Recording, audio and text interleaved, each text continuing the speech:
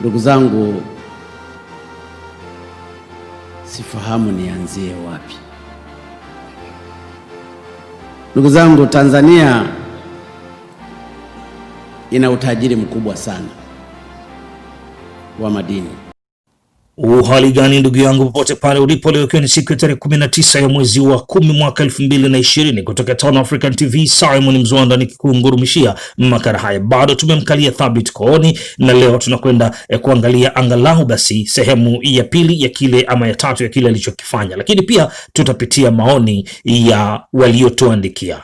Kwa kwanza tu, na miongoni mwa comment tulizonazo leo ama maoni ni kwamba kutoka kwa bwana Ngwana Fabian ambaye aliandika akisema pamoja na usaliti wote huo, Mungu atatuvusha maadamu yupo.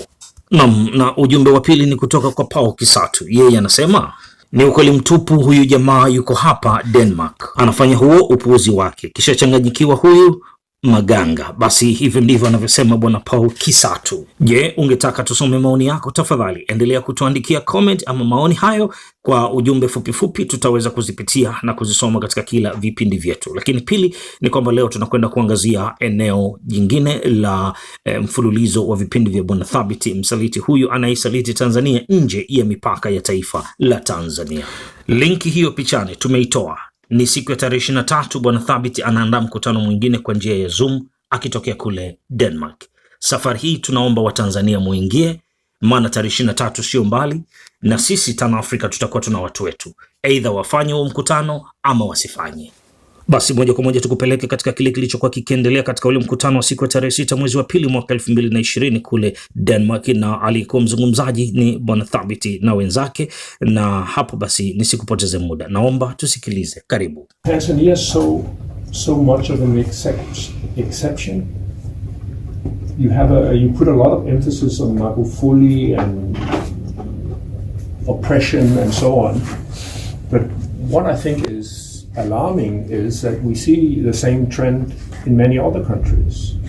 So we need to find an explanation of what happens which goes beyond Magufuli and what he does and how he handles these things. I don't necessarily have an explanation, but basically I'm asking what is generally happening that allows many countries, not only in Africa, also in Europe, to slide into authoritarianism.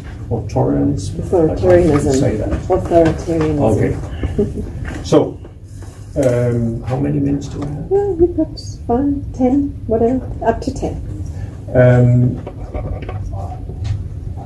Let me fall for the temptation to say, inspired by Rasmus, who started with a quote on Nyerere, that I actually went to a seminar with Nyerere after he retired, and he talked about multi-party democracy. And his take on it, I think, was very interesting. He said, Tanzania should be like the United States. We're talking about the 90s, I think. In the United States, they have two parties. They are both pro-capitalists.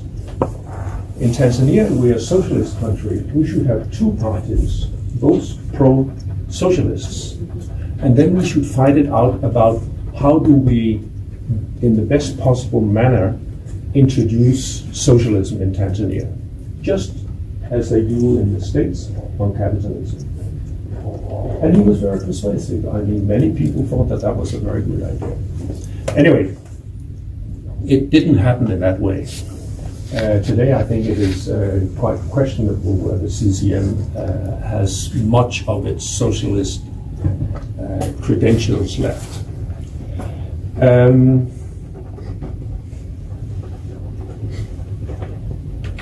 I'm very interested, and I don't know much about it because I don't think there is so much written about it. That is, why do people support CCM? Can we just say that they do that because they are afraid to do anything else? They are kind of oppressed to do it? Or does the CCM, even under Magufuli, actually do things that people support? So one question to you is, what is the role of the church in Magufule's attack on women and pregnancy? Do they support that? I have a feeling that they do. In other words, there might be quite a constituency for what other people would regard as quite despicable policies. As far as I know, these policies on pregnancies in schools is actually an old colonial legislation. It has been pursued on and off throughout the years that I have known Tanzania. Magufuli has probably pushed it much harder and much more aggressively. It has always been there. What's the role of the church? By the way, how important is the church these days in politics? Okay, here we have some comments either. Secondly, when you say, Thabit, that the regime is very tough on taxation and mining companies, that's true. And again, I think that has wide support in the population.